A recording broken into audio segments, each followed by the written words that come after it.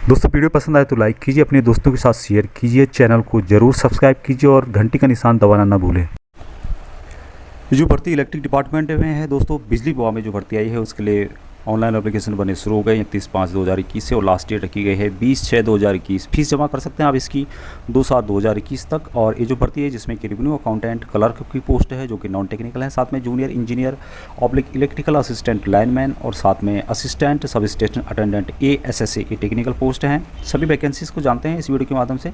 लगभग 2350 के करीब वैकेंसीज रखी गई है। ये जो वैकेंसी आ रही है Punjab state power corporation limited की तरफ से आ रही है, नॉन टेक्निकल पोस्ट की, जिसमें कि रेवेन्यू अकाउंटेंट है और साथ में क्लर्क की पोस्ट है। आप लोग चौथे नंबर पे देख रहे होंगे जिसमें कि मजाबी वाल्मीकि एक्सेसमैन और सेल्फ और डिपेंडेंट दोनों के लिए वैकेंसी है। सेल्फ और डिपेंडेंट के लिए रियायत 10 वैकेंसी रखी गई है। नेक्स्ट सातवें नंबर शेड्यूल कास्ट एक्सेसमैन और सेल्फ और डिपेंडेंट 11 पोस्ट रखी गई हैं। उसी तरह से आप यदि आगे चलते हैं दोस्तों तो आगे भी यहाँ पे और पोस्ट रखे गए हैं, जिसमें कि 10वें नंबर पे आप क्लास एक्सेसमैन सेल्फ और डिपेंडेंट के लिए 11 पोस्ट रखे गए हैं।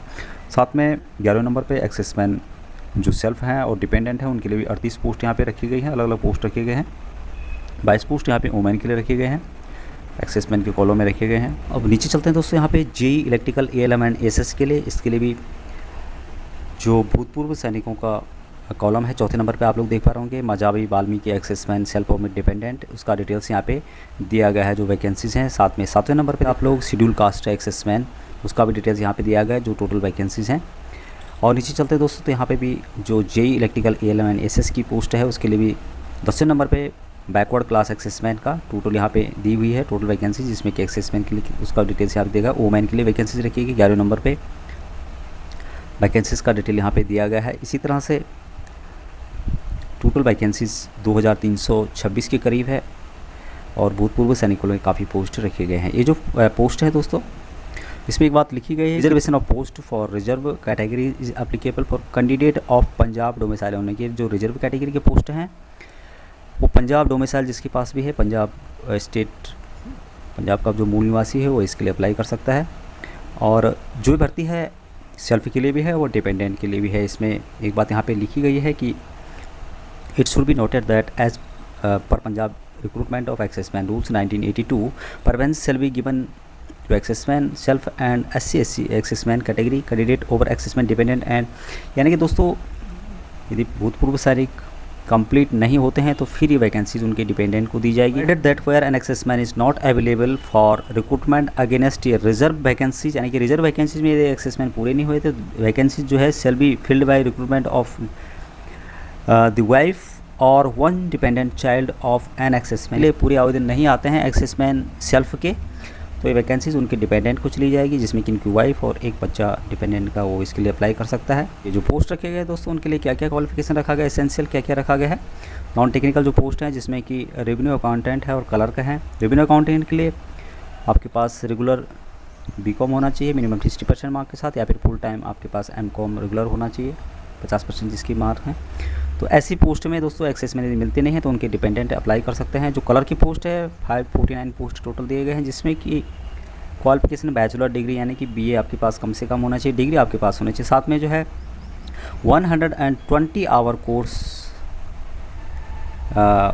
With hand on experience in the use of personal computer और इंफॉर्मेशन टेक्नोलॉजी, यानी कि कंप्यूटर का आपको नॉलेज होना चाहिए और 120 आवर का आपके पास कम से कम कोर्स का के पास होना चाहिए। साथ में यहाँ पे एक बात और लिखी है, पंजाबी पास अप टू मैट्रिक स्टैंडर्ड होना चाहिए आपके पास, ये ज़रूरी रखा गया है। दूसरी जो पोस्ट है टेक्निकल पोस्ट है जो कि JEE और इलेक्ट्रिकल ALM ASSC के लिए रखी गई है।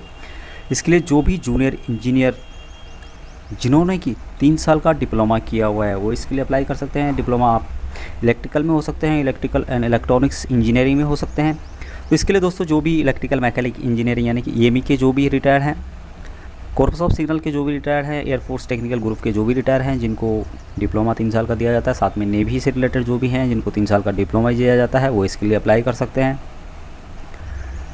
असिस्टेंट लाइनमैन इसके लिए भी दोस्तों सब कम से कम जो एजुकेशन होना चाहिए मैट्रिक पास होना चाहिए, साथ में नेशनल अप्रेंटिस सर्टिफिकेट NAC का यदि है आपके पास तो ठीक है। इससे यदि ऊपर आपने किया हुआ यानी कि इससे हायर आपने जो डिप्लोमा कोर्स किया है तो तब भी आप इसके लिए अप्लाई कर सकते हैं। यदि आपके पास वो सब नहीं है तो असिस्टेंट सब स्टेशन अटेंडेंट इसके लिए भी सेम रखा गया है दोस्तों। जिसके पास भी डिप्लोमा है वो इसके लिए अप्लाई कर सकता है। मैट्रिक कम से कम एजुकेशन मांगा गया है।